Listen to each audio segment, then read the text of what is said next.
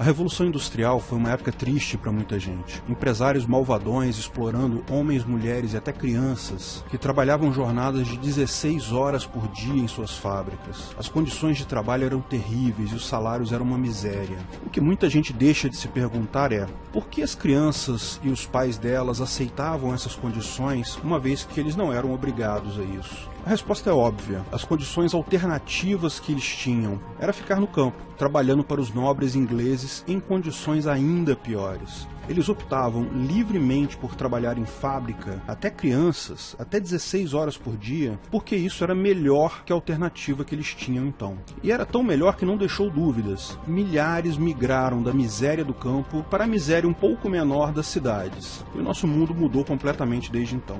Sabe quem realmente ficou triste com a Revolução Industrial? A aristocracia. Porque as fábricas deram uma opção para o povo que era maltratado nas fazendas e terra dos nobres, sem ter até então qualquer alternativa de vida. Não foi à toa que várias famílias nobres inglesas, com séculos de tradição, foram à falência desde então. E o povo em geral está muito melhor hoje do que antes da Revolução Industrial. Essa é a origem do socialismo e do comunismo, que surgiu exatamente nessa época. A revolta da aristocracia contra uma nova organização social, baseada não no feudalismo e na obediência ao lorde da terra, não baseada no planejamento central econômico do rei, mas sim baseada em escolhas voluntárias, no comércio e na ação pessoal. Você tem dúvidas de que quem é contra o livre mercado é a aristocracia? Ora, caro, isso é fácil de provar. Veja quem são os comunistas no Brasil, por exemplo. Só gente de elite, gente rica. Veja como funciona Cuba, um feudo medieval onde milhares perecem na pobreza para sustentar a aristocracia da família Castro. Não se iludam, a guerra sempre foi povo versus governo. A diferença é que o governo no passado eram os reis e a aristocracia. Hoje, quem defende o governo são os comunistas e socialistas em geral. O livre mercado é a melhor arma que o povo tem contra seu governo. Seja esse governo um grupo de monarcas sadistas, seja esse governo composto de comunistas e socialistas perversos.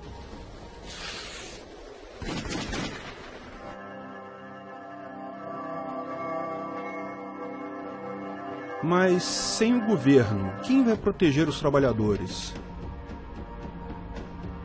Embora os trabalhadores tenham melhorado de vida saindo do campo para trabalhar nas indústrias, nas cidades, as condições ainda eram muito ruins na época da Revolução Industrial. Mas foram os sindicatos que melhoraram as vidas dos trabalhadores, certo? Fazendo greve para melhorar as condições de trabalho, pregando maiores salários e etc. Bom, não foi bem assim não. Houve luta de sindicatos, é inegável, revolta de trabalhadores e greves, mas é preciso separar duas coisas. Primeiro, deixar claro que o anarcocapitalismo reconhece o direito de associação voluntária. Os primeiros sindicatos, frutos da livre associação entre trabalhadores, são legítimos e podem acontecer livremente no Ancapistão também. Esses sindicatos, porém, não têm qualquer semelhança com os sindicatos brasileiros atuais, que não são associações livres. São meros departamentos estatais que você é obrigado a contribuir compulsoriamente com o imposto sindical, exatamente como o resto do governo. Não tem qualquer objetivo que não seja o próprio enriquecimento dos seus líderes e a exploração do povo em geral. Esse tipo de associação compulsória não tem lugar em uma sociedade livre de coação. E o segundo ponto, apesar de todas as lutas, greves e protestos, sindicatos e governos não conseguiram absolutamente nada em melhoria para os trabalhadores. Quem realmente resolveu o problema foi o próprio livre mercado. Quando Henry Ford teve a ideia, revolucionária na época, de vender os próprios carros para os seus próprios empregados, essa ideia básica limitou a jornada do trabalho, para permitir que os seus empregados tivessem tempo para consumir. Após esse ato dele, vários outros empresários o seguiram e só então governos passaram a encampar a ideia de definir leis sobre jornada de trabalho. Mais uma vez, vontade de ganhar dinheiro levou à solução dos problemas que décadas de governo não conseguiram resolver. O governo, depois que percebeu a boa ideia, tenta encampá-la. O mesmo fazem os sindicatos, que até hoje se dizem responsáveis pela solução do problema. Caso mais contraditório ainda são os comunistas e socialistas dizendo que o modelo deles é que resolveu as más condições de trabalho. Olha, as jornadas de trabalho na União Soviética eram muito mais brutais e extensas que no mundo ocidental. Morte de trabalhadores era algo comum. Aqui no Brasil tem uma outra esquizofrenia bipolar social semelhante a isso, com trabalhadores que gostam da CLT. Como assim? A CLT foi criada na onda do fascismo de Mussolini, copiando a ideia da Carta del Lavoro do Mussolini. Getúlio Vargas era abertamente simpático ao movimento nazista e só não aderiu ao eixo, a Alemanha, na Segunda Guerra, porque levou um pito do presidente americano, do Franklin Franklin Roosevelt. Tudo no Estado, nada fora do Estado, nada contra o Estado. Foi a famosa frase síntese do Mussolini para descrever o fascismo. Essa ideia de que o governo protege o seu povo de empresários malvadões é, na realidade, a aristocracia buscando manter o seu poder sobre o povo, contra a força que destrói tal poder, que é capaz de liberar o povo, que é o livre mercado.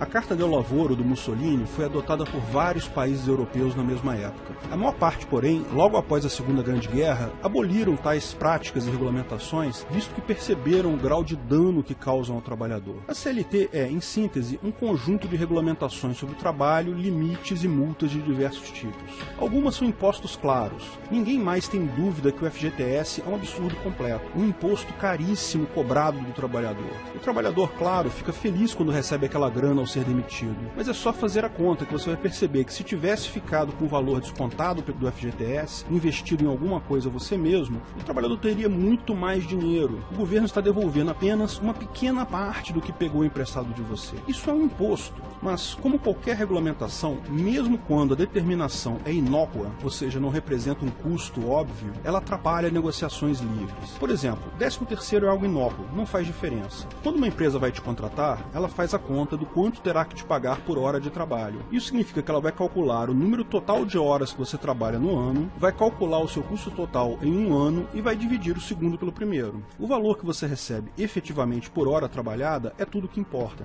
O fato de você receber em 12 parcelas, uma para cada mês, ou em 13 parcelas, não faz diferença. A pizza não fica maior se você divide ela em 13 pedaços, ao invés de dividir em 12 pedaços. Férias compulsórias, jornada de trabalho limitadas, horário de almoço, tudo isso não traz ganho algum ao trabalhador, só limita a possibilidade dele negociar esses pontos em troca de um salário maior. Mas só se engana quem acha que isso não traz um prejuízo ao trabalhador. Esse monte de regras contribui para a insegurança jurídica. Sempre há o risco de algum desses milhares de itens da CLT, acordos sindicais, OJ-SDI 1, OJ-SDI 2, serem questionados depois na Justiça do Trabalho. Isso leva os empresários a considerar esse custo na contratação de novos funcionários. É só mais um custo que compõe o custo total do empregado para o empregador. Como o empregador não tem como evitar esse custo, ele atua nos dois únicos custos que ele pode mudar: o valor do salário e o custo final do produto. Daí, ou você vai ganhar menos para compensar essa insegurança jurídica, ou o produto final vai ficar mais caro para você comprá-lo. E como todas as empresas enfrentam esse problema, todos os produtos no Brasil acabam absurdamente caros e todos os salários absurdamente baixos.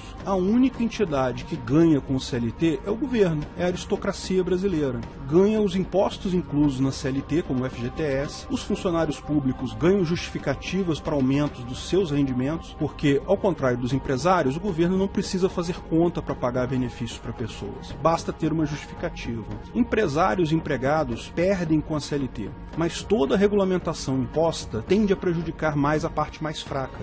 A parte mais forte sempre pode jogar o custo dessa regulamentação para outra parte. A CLT acaba por condenar à miséria eterna os trabalhadores brasileiros. Mas, se acabar a CLT, quem garante que o patrão vai repassar esses ganhos para os empregados? Bom, a resposta é simples: é o livre mercado. Ninguém espera que empregadores sejam bonzinhos. Empregadores contratam empregados sempre pelo menor valor possível. Essa é a lógica. A questão é que empresários precisam de empregados. A relação de emprego não é caridade, é negócio. Uma pessoa que tem dinheiro precisa do seu serviço, que é o seu trabalho, e você quer vender o seu serviço a troco de dinheiro. O que determina o salário de uma profissão é sempre o mercado. Como todos os empregadores enfrentam os custos da CLT, os salários se equilibram no mercado em valores baixos. No momento que não houver mais a CLT, o empresário que precisar contratar alguém poderá oferecer um pouco mais para pegar os melhores trabalhadores daquela profissão. Quando alguém fizer isso, as outras empresas ou sobem também o salário ou vão perder os melhores profissionais. O livre mercado desregulado retira a pressão sobre a parte mais fraca da negociação e leva naturalmente o valor do salário para patamares mais altos, com ganhos tanto para o empregado quanto para os empregadores.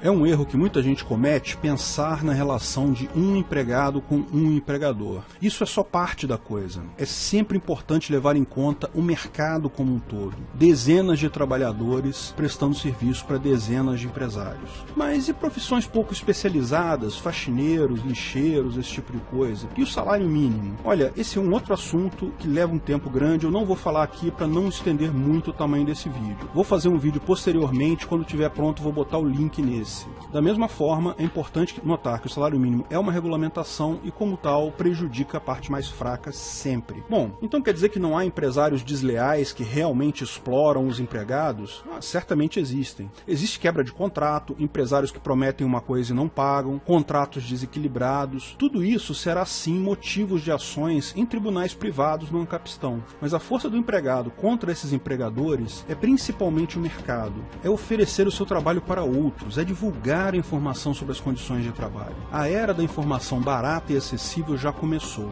Nela, grandes organizações hierárquicas são impossíveis. Nenhuma grande companhia, nenhum governo conseguirá se manter economicamente viável. A força do empregado é o livre mercado do seu serviço, do seu trabalho. Invista em liberdade, busque atender bem e agregar valor ao que você faz. O retorno é certo.